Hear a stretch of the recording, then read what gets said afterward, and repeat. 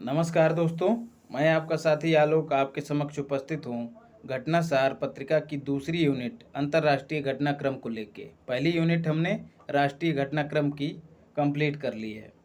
साथियों, कुछ लोगों ने हमको मैसेज किया है और पूछा है कि कितना करंट अफेयर पढ़ा जाए जिससे कि आगामी 15 और 16 अक्टूबर को होने वाली पेट परीक्षा में बेहतर प्रदर्शन किया जा सके। तो आपकी जानकारी के लिए बताना चाहूँगा कि पिछले 6 महीने का करंट पर्याप्त है, लेकिन कुछ लोग होते हैं जिनकी भूख शांत नहीं होती है। तो उनके लिए मैं ये सुझाव दूंगा कि इससे पहले जो हमने सीरीज चलाई थी घटनासार के निचोड़ वाली, उसमें अक्टूबर 2021 से लेके मार्च 2022 तक के करंट अफेयर को समेटा गया है।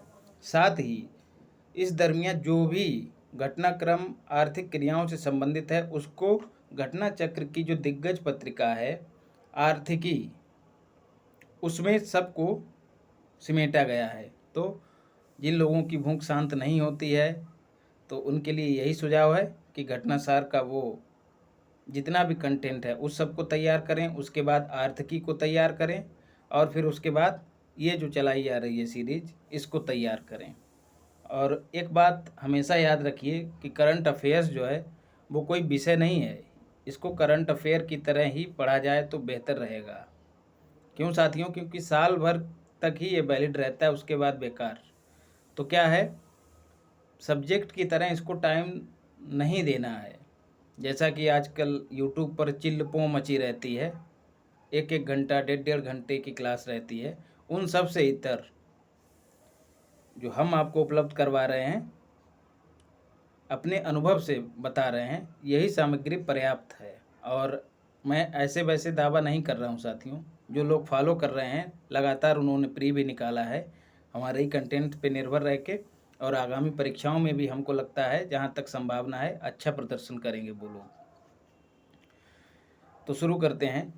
संघाई सहयोग संगठन, इसको एससीओ भी कहते हैं, इसका 22वां क्षेत्रीय एसएस का मतलब शिखर सम्मेलन। जी हाँ साथियों, देखिए पूरा अंतर्राष्ट्रीय जो घटनाक्रम है उसको महज 3 पेजों में सिमेट के दे दिया गया है। गागर में सागर, एकदम अचूक मारक सामग्री है जो विध्वंसक है, हाहाकार मच जाएगा एकदम से। तो 22वां क्षेत्रीय शिखर सम्मेलन कहाँ आयोजित हुआ है साथियों? समरकंद में। समरकंद किसकी राजधानी है? यूबीटी की। यूबीटी बोले तो उज्बेकिस्तान। यहाँ पे एक फैक्ट ये है कि राष्ट्रपति आरपीटी, राष्ट्रपति कौन है इसके? तो याद रखना है शबकत मिर्ज़ायोव। इसलिए याद रखना है क्योंकि यही इसका मेज़बान देश है। मोदी जी ने साथियों भारत का प्रतिनिधित्व किया, वहाँ पर इन्होंने एक प्रस्ताव रखा साथियों, वो काहे से संबंधित था? बाजरा खाद्य महोत्सव को आयोजित करने से संबंधित था। जी हाँ, मोटे अनाज के प्रयोग को लेकर जन जागरूकता फैलाई जाए, उससे संबंधित ये महोत्सव है, उसको आयोजित करने की बात कही है मोदी जी ने। तो याद रखना है, पूछा जाए कि बाजरा खाद्य महोत्सव किससे संबंधित है, तो याद रखना है एससीओ से संबंधित है, जिसको संघाई कारपोरेशन ऑर्गेनाइजेशन भी कहते हैं। 2022-23 हेतु साथियों बनारस, बीएनएस का मतलब बनारस है, आरजेडी का मतलब राजधानी, बनारस को जो है एससीओ की सांस्कृतिक और पर्यटन राजधानी घोषित किया गया है। बहुत महत्वपूर्ण है, यूपी स्पेशल में भी पूछा जा सकता है इसको।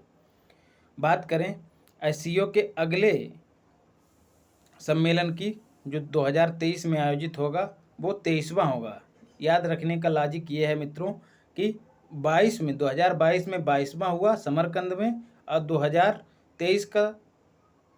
2023 में 23वां होगा। कहाँ? भारत में। और जहाँ तक संभावना है नई दिल्ली में ही आयोजित होगा। बात करें एससीओ की, तो इसकी स्थापना 2001 में हुई थी। 8 देश इसमें शामिल हैं साथियों। हेडक्वार्टर इसका बीजिंग है, याद रखना है तीनों पॉइंट: स्थापना, देश, हेडक्वार्टर। कभी कभी पीसीएस में जो है पूछ लेता है कि जनसंख्या में कितना योगदान है इसका, तो 40%। जीडीपी में कितना योगदान है, वो है 30%। 8 देश कौन कौन से हैं, तो याद रखना है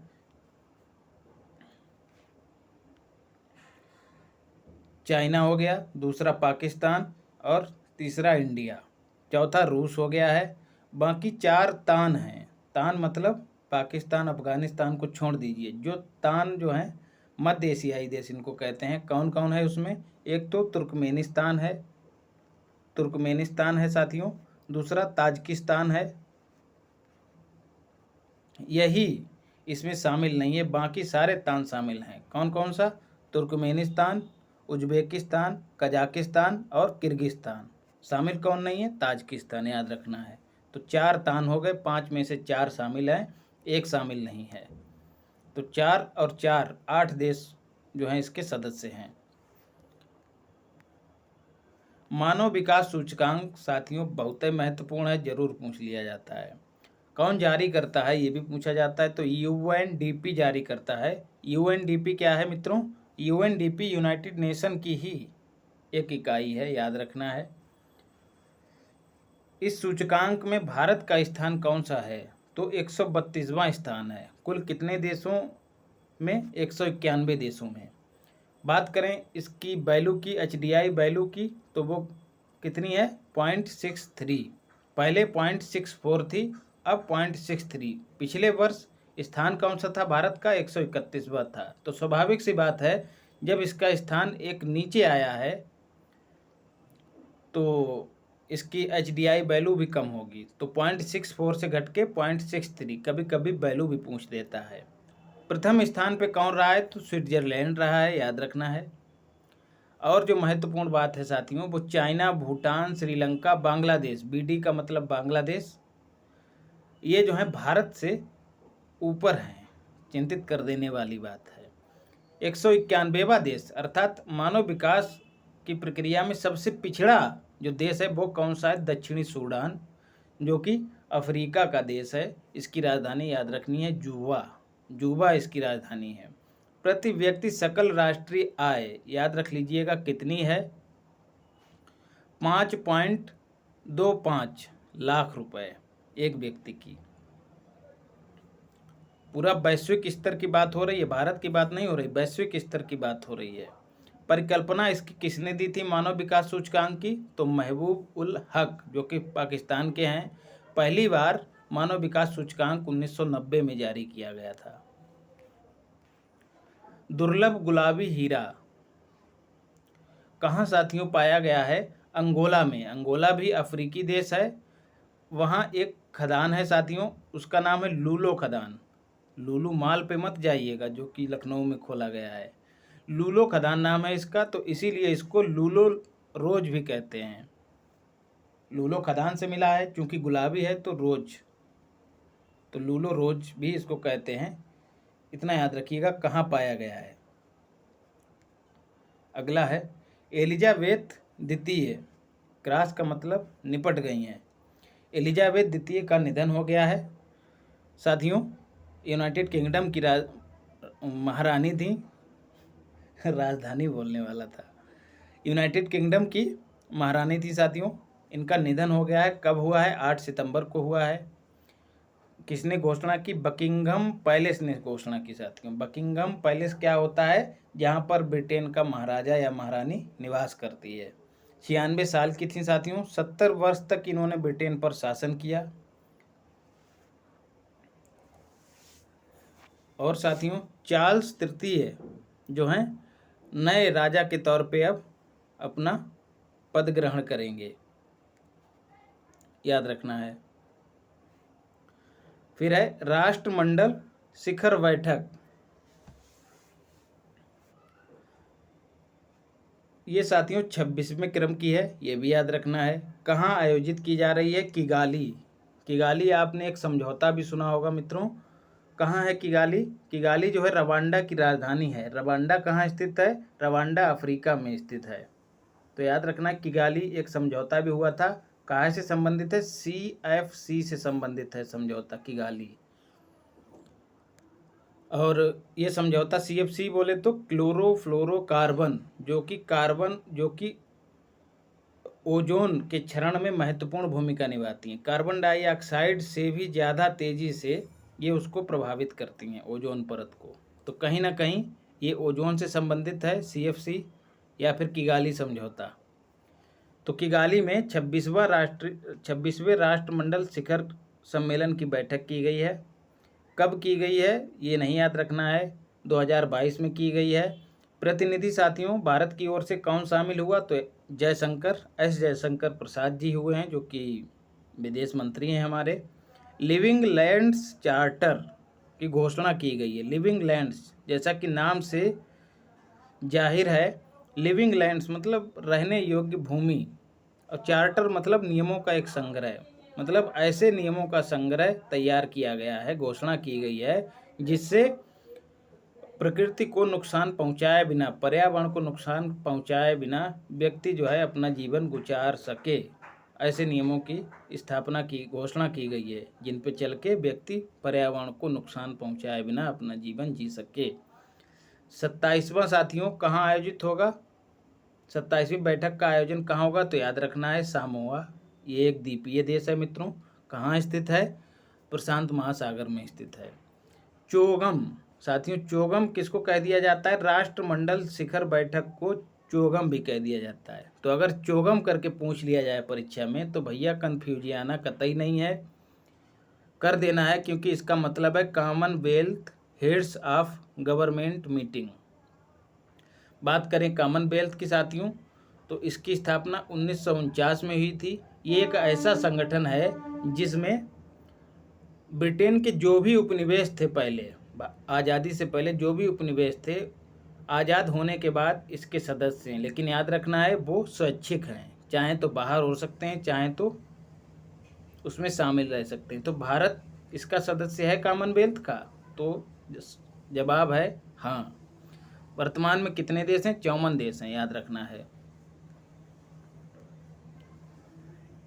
Elizabeth Truss Liz, Elizabeth Truss, इनको लिज भी कहा जाता है शॉर्ट फॉर्म में। तो एलिजाबेथ द्वितीय तो निपट गई, लेकिन एलिजाबेथ ट्रस आई हैं। कहाँ आई हैं? यूके की नई पीएम के तौर पे आई हैं, कंजर्वेटिव पार्टी से संबंधित हैं। इससे पहले कौन था? वही झबरा वालों वाले, क्या नाम था उनका पीएम का? बोरिस जॉनसन, याद आ गया, बोरिस जॉनसन इनसे पहले प्रधानमंत्री थे। ऋषि सुनक को इन्होंने हराया, जो कि भारतीय मूल के थे मित्रों। आर्थिक जानकार थे, मतलब इकोनॉमी पे इनकी अच्छी पकड़ थी, और इन्होंने अपने चुनावी वादों में अपनी आर्थिक समझ को उजागर भी किया। लेकिन साथियों, रेवड़ी कल्चर, सोचिए ब्रिटेन जैसे देश में रेवड़ी कल्चर चला। लोक लुभावन वादों के आधार पे एलिजाबेथ ट्रस जो हैं नई प्रधानमंत्री नियुक्त की गई हैं। वहाँ की जनता ने इनको चुना है।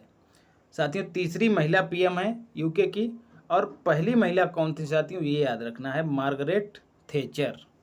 बात करें मार्गरेट अल्वा की, तो वो कौन है मित्रों? वो भारत में इस बार जो उपराष्ट्रपति पद का चुनाव हुआ है उसमें विपक्ष में थी, याद रखना है। तो मार्गरेट थैचर अलग है, मार्गरेट अल्वा अलग है। पीरियड प्रोडक्ट एक्ट लागू, जी हाँ, महिलाओं की माहवारी से संबंधित उत्पाद हैं, उत्पाद जो होते हैं पीरियड से संबंधित जो उत्पाद होते हैं उनको निःशुल्क उपलब्ध कराने के लिए मित्रों, स्कॉटलैंड, एक स्थानीय सरकार, स्कॉटलैंड यूके का ही हिस्सा है, वहाँ की सरकार ने जो है एक एक्ट बना दिया है। तो जो भी सैनिटरी नैपकिन वगैरह या जो भी सामग्री रहेगी जो महिलाएं आमतौर पे पीरियड में इस्तेमाल करती हैं, उनको सार्वजनिक शौचालयों या फिर सार्वजनिक जो जहाँ पर महिलाएं काम करती हैं उनको आवश्यकता होती है, वहाँ पर उपलब्ध कराया जाएगा। तो ऐसा कौन सा देश तो नहीं कहेंगे, स्थानीय सरकार बोलेंगे, स्कॉटलैंड है जिसने एक्ट बना दिया है। व्यस्ततम हवाई अड्डे, जी हाँ मित्रों, सबसे ज़्यादा सर्वाधिक व्यस्त हवाई अड्डा कौन सा है? तो याद रखना है अटलांटा, पिछली बार भी यही था। कहाँ का है साथियों? यूएसए का है। भारत का कौन सा है जो सर्वाधिक व्यस्त रहा है? तो याद रखना है आईजी, बोले तो इंदिरा गांधी अंतर्राष्ट्रीय हवाई अड्डा कहाँ स्थित है? दिल्ली में। इसको ऑल ओवर रैंकिंग में कितना चौथा स्थान मिला है? 13वां स्थान मिला है। स्वच्छ पर्यावरण मानव अधिकार, जी हाँ मित्रों, कुछ ऐसे मानव के स्वच्छ पर्यावरण को जो है मानव का अधिकार घोषित कर दिया गया है किसके द्वारा? UNGA के द्वारा, उंगा द्वारा, यूनाइटेड नेशन जनरल असेंबली। आप लोग जानते होंगे यह एक यूनाइटेड नेशन की इकाई है साथियों। इसने प्रस्ताव पारित कर दिया है कि स्वच्छ पर्यावरण जो है मानव के अधिकार में निहित होना चाहिए। तो स्वच्छ और सतत इन्वायरमेंट तक पहुंच को सुनिश्चित किया जाए और ये जो है सार्वभौमिक मानवाधिकार होने चाहिए। मतलब इन अधिकारों को लेके कोई सीमाएं ना हों, पूरे संसार में ये अधिकार मनुष्य को उपलब्ध होने चाहिए। काहे से संबंधित? स्वच्छ पर्यावरण से संबंधित, चाहे स्वच्छ हवा हो, चाहे स्वच्छ जल हो या फिर अन्य घटक हों। 193 मेंबर्स हैं मित्रों उंगा के। भारत के स्थायी सलाहकार कौन है? आशीष शर्मा। 193 मेंबर्स UNO के भी हैं, तो याद रखना है। एच चलित फर्स्ट यात्री ट्रेन, मतलब हाइड्रोजन चलित पहली यात्री ट्रेन साथियों कहाँ संचालित की गई है? जर्मनी में, याद रखना है। ब्रिक्स शिखर सम्मेलन की बात की जा रही है। 14वां जो है ब्रिक्स शिखर सम्मेलन, BC का मतलब है वीडियो कॉन्फ्रेंसिंग के माध्यम से इसको आयोजित किया गया। 13वां मित्रों इंडिया में हुआ था और ये जो 14वां हुआ है, 14वें की मेजबानी चाइना कर रहा है। जो 4 से 14, 4 से चीन, 14 चाइना, याद रखना है। जून 2022 में आयोजित हुआ। 15वां कहाँ आयोजित होगा? दक्षिण अफ्रीका में आयोजित होगा। तो ब्रिक्स साथियों 5 देशों का समूह है, BRICS। 5 देशों का समूह है। B से ब्राज़ील, R से रूस, I से इंडिया, C से चाइना, S से साउथ अफ्रीका। तो ये चक्रीय क्रम में जो है इसकी अध्यक्षता करते हैं, मेजबानी करते हैं। तो 13वें की साथियों भारत ने की थी और अब 14वें की किसने की है? चाइना ने की है। और 15वें की स्वाभाविक रूप से कौन करेगा? साउथ अफ्रीका, याद रखना है। और साथियों एक महत्वपूर्ण इससे संबंधित जो पॉइंट है उसको याद रखिएगा। NDB, इन्हीं देशों ने मिलकर न्यू डेवलपमेंट बैंक की स्थापना की है। इसके क्षेत्रीय कार्यालय को स्थापित करने की घोषणा की गई है और यह कहाँ स्थापित किया जाएगा? इंडिया में स्थापित किया जाएगा। और एक महत्वपूर्ण सूचना, NDB में मित्रों 4 नए देश शामिल हुए हैं। तो पहले 5 ये थे ब्रिक्स वाले और 4 और नए देश शामिल हुए हैं। वो कौन कौन हैं? एक तो UAE है, यूनाइटेड अरब अमीरात। दूसरा उरुग्वे हो गया है और तीसरा जो है मिस्र, इजिप्ट हो गया है। चौथा मित्रों, चौथा देश कौन सा हुआ है? याद आ गया, बांग्लादेश, BD। चौथा देश बांग्लादेश हुआ है इसमें शामिल। तो याद रखना है, नए 4 देशों के नाम आपको याद रखने हैं। इन लोगों ने नहीं दिया था लेकिन मैंने आपको बता दिया है। काफ़ी चीज़ें हैं साथियों, मतलब काफ़ी ऐसे पॉइंट हैं जो मेरे रहते हैं इसमें। खुब्बस गुल झील चर्चा में रही है। काहे चर्चा में रही है मित्रों? यूनेस्को ने BSR बायोस्फीयर रिजर्व के वैश्विक नेटवर्क में प्लस का मतलब ऐड किया है, इसीलिए ये चर्चा में रही है। यूनेस्को की स्थापना सभी को पता होगा, नहीं पता है तो जान लीजिए 16 नवंबर को 1945 में हुई थी। और जैसा कि हम लोग पढ़ते हैं हर बार, यूनेस्को करे डिस्को कहाँ? पेरिस में। तो पेरिस में इसका हेडक्वार्टर है। 16 अक्टूबर को किसकी स्थापना हुई थी? 16 अक्टूबर 1945, उसी वर्ष साथियों UNO की स्थापना हुई थी। हेडक्वार्टर न्यूयॉर्क में है। तो यह झील जो है मंगोलिया में है, मंगोलिया के खुब्बस गुल प्रांत में है। तो ना झील का भी नाम खुब्बस गुल और वहाँ के प्रांत का भी नाम खुब्बस गुल है। प्रांत बोले तो स्टेट, राज्य। मीठे पानी की झील है, इतना काफ़ी है। ग्लोबल लिवेबिलिटी इंडेक्स महत्वपूर्ण है मित्रों। टॉप पर कौन रहा है? इंडेक्स का मतलब सूचकांक साथियों, जान रहे होंगे सभी लोग, ज़्यादा नहीं जाऊंगा डिटेल में। तो वियना जो है सर्वाधिक रहने योग्य शहर घोषित किया गया है, जो कि ऑस्ट्रिया की राजधानी है। वियना टॉप पे, मतलब पहली रैंक प्राप्त की है इसने, वियना ने। 112वां नंबर भारत के दिल्ली शहर का आया है। 117वां नंबर MBI बोले तो मुंबई का आया है। तो भारत के 2 ही शहर इस इंडेक्स में शामिल किए गए हैं। सबसे निचले पायदान पे कौन है? तो सीरिया का शहर दमिश्क जो राजधानी भी है उसकी, तो सब मतलब यहाँ पे कतई रहने योग्य दशाएं ही उपलब्ध नहीं हैं। तो वो कौन सा है ऐसा शहर? दमिश्क। और रही बात इसको जारी करने की, तो कौन जारी करता है? Economic intelligence unit. इसको छोड़ दीजिएगा, यूनाइटेड किंगडम का ग्रुप है, आपकी जानकारी के लिए बता दिया है, ये पूछा नहीं जाता है, बस रैंकिंग याद रख लीजिएगा। ग्लोबल पीस इंडेक्स बहुत महत्वपूर्ण है मित्रों, हर बार पूछ लिया जाता है। तो institute of economics and peace के द्वारा इसको जारी किया जाता है, जो सिडनी स्थित एक संगठन है। सिडनी कहाँ है? ऑस्ट्रेलिया में, सभी को पता है। आइसलैंड प्रथम स्थान पर रहा। भारत को 135वां स्थान प्राप्त हुआ है। कितने देशों में? 163 देशों में। याद रखना, पिछली बार 136 था, अब 135। एक अंक का सुधार हुआ है, एक पायदान ऊपर गया है। अफगानिस्तान 163वां स्थान प्राप्त किया है, तो यहीं पर सर्वाधिक अशांति है। सबको पता भी है वहाँ पे तालिबान का शासन है, स्वाभाविक है, छीछा लेदर मची रहती होगी, खींचतान मची रहती है आए दिन। अंतर्राष्ट्रीय सुरक्षा परिषद महत्वपूर्ण है, काहे चर्चा में रही है साथियों? जापान, इक्वेडोर, माल्टा, मोजाम्बिक और स्विट्जरलैंड, ये 5 नए देश इसके अस्थायी सदस्य नियुक्त किए गए हैं। जी हाँ साथियों, इनका कार्यकाल 2 वर्षों का होता है। सभी लोग जानते होंगे कि साथियों माफ़ कीजिएगा, यूनाइटेड नेशन सिक्योरिटी काउंसिल, अंतर्राष्ट्रीय सुरक्षा परिषद जो रहती है, वो उसकी एक इकाई है, किसकी? यूएनओ की। इसमें साथियों 15 देश होते हैं। स्थापना इसकी 1945 में होती है। 15 देशों में 10 सदस्य जो हैं वो अस्थायी होते हैं, और इनको जो है उंगा चयनित करती है। उंगा में जो सदस्य होते हैं वो लोग इनके सदस्यों का चयन करते हैं 2 साल के लिए। तो इन 10 में से 5 को हटाकर नए 5 देश शामिल हुए हैं, जापान, इक्वेडोर, माल्टा, मोजाम्बिक और स्विट्जरलैंड। हटाए गए देशों में महत्वपूर्ण बात यह है कि हमारा प्यारा भारत भी शामिल था, इसलिए महत्वपूर्ण हो जाता है। तो अस्थायी सदस्य 10 और 5 स्थायी आप लोगों को पता होंगे, उम्मीद करता हूँ, बताऊंगा नहीं। उंगा की बात करें, यूनाइटेड जनरल असेंबली, इसका सत्र चल भी रहा है। चौथा सत्र है भैयों, 77वां सत्र है, ये 77वां अधिवेशन है।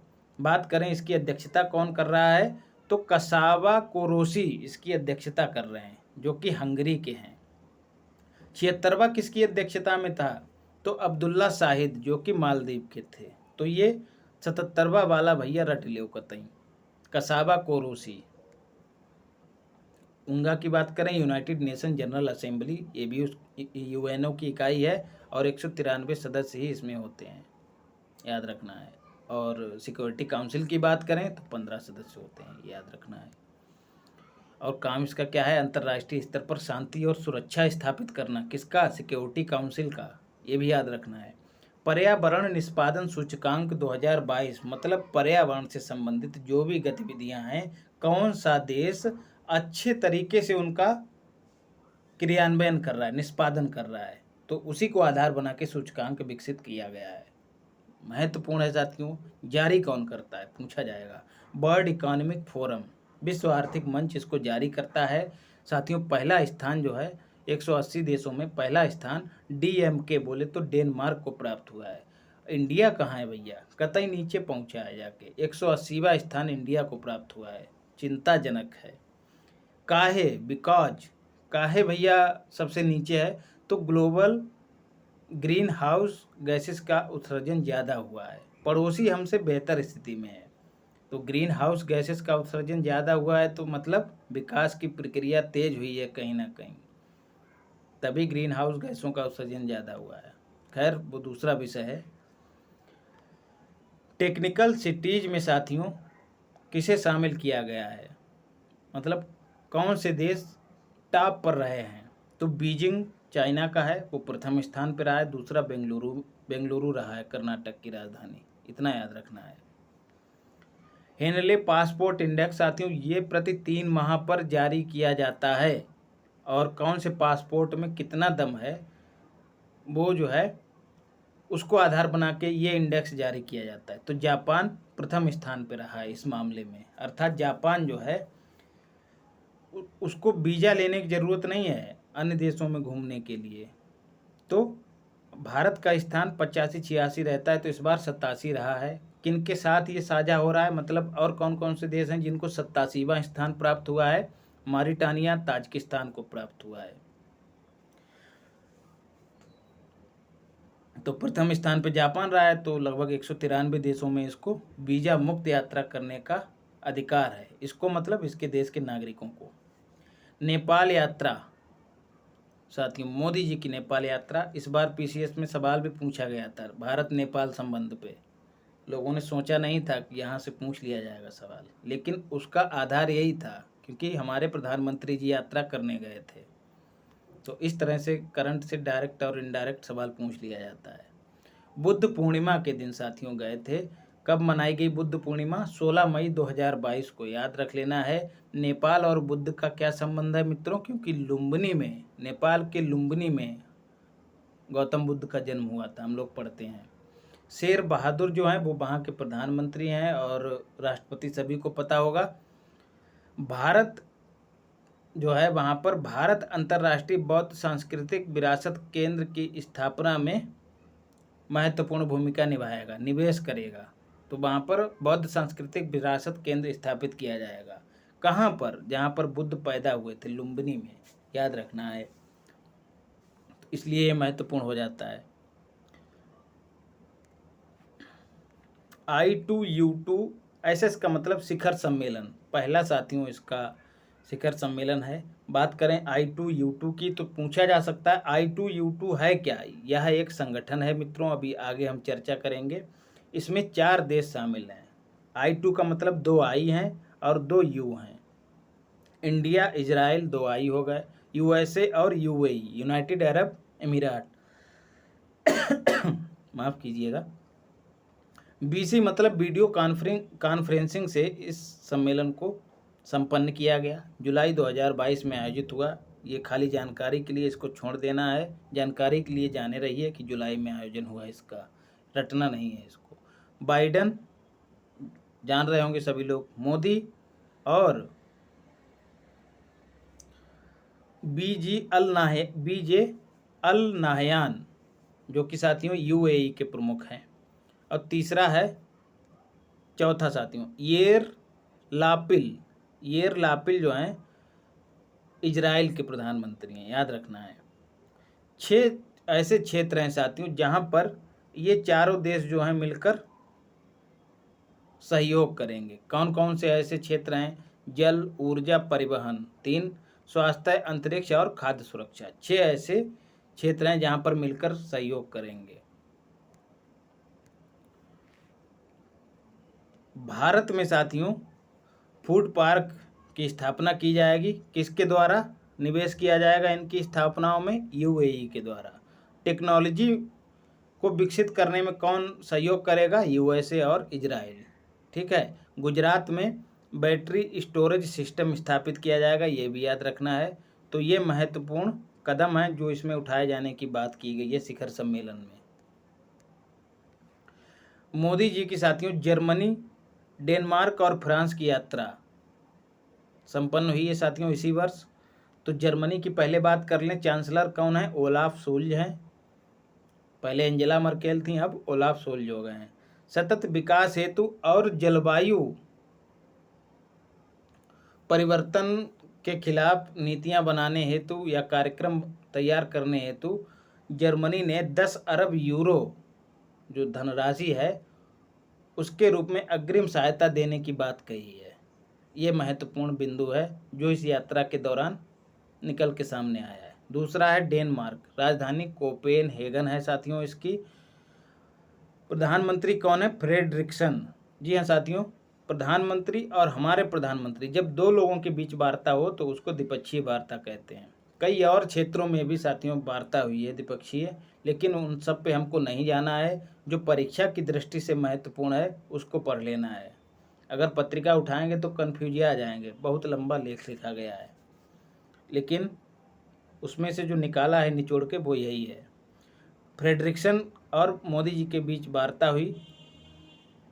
दूसरा, भारत नार्डिक एसएस का मतलब शिखर सम्मेलन। कुछ ऐसे शब्द हैं साथियों जिनकी आपको फुल फॉर्म जो मैं बनाता हूँ, इसका उद्देश्य केवल और केवल याद रखना है, इसको किसी और परिप्रेक्ष्य में नहीं सोचना समझना है, इतना याद रखें।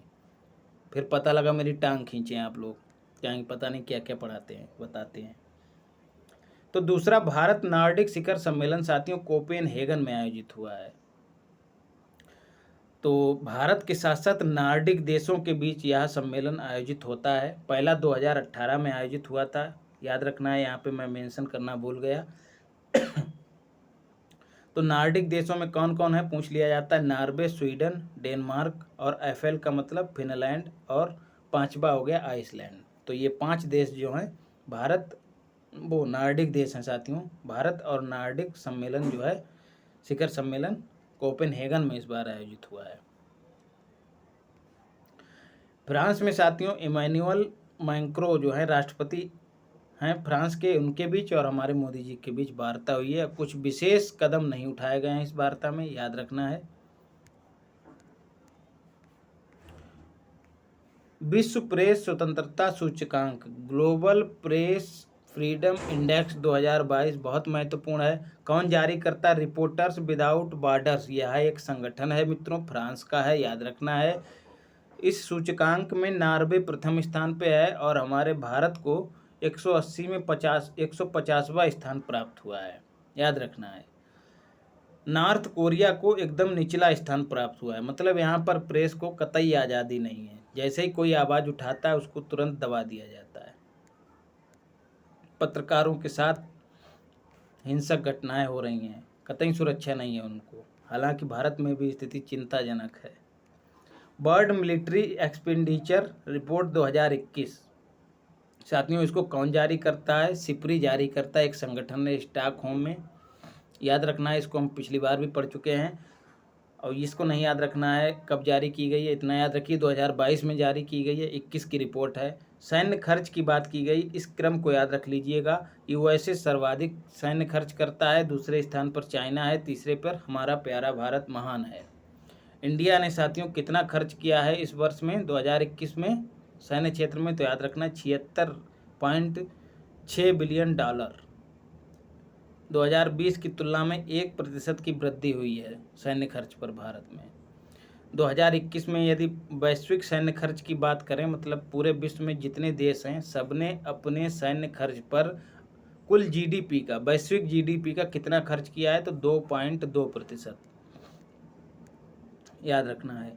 CCDCOE क्या है साथियों? सबसे पहले तो cooperative cyber defence centre of excellence एक संगठन है साथियों, किसका है?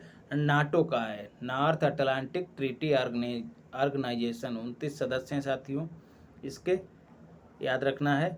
और अभी हाल में ये ज़्यादा चर्चा में रहा है जब रूस यूक्रेन युद्ध चल रहा है। 32 देश इसके सदस्य हैं। दक्षिण कोरिया जो है हाल में पहला ऐसा एशियाई देश है जो इस इकाई में या फिर इस संगठन में शामिल हुआ है।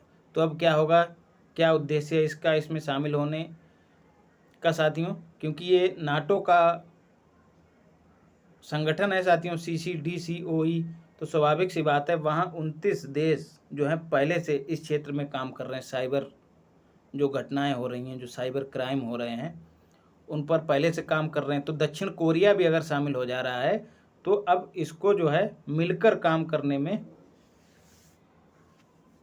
मदद प्राप्त होगी इनके साथ।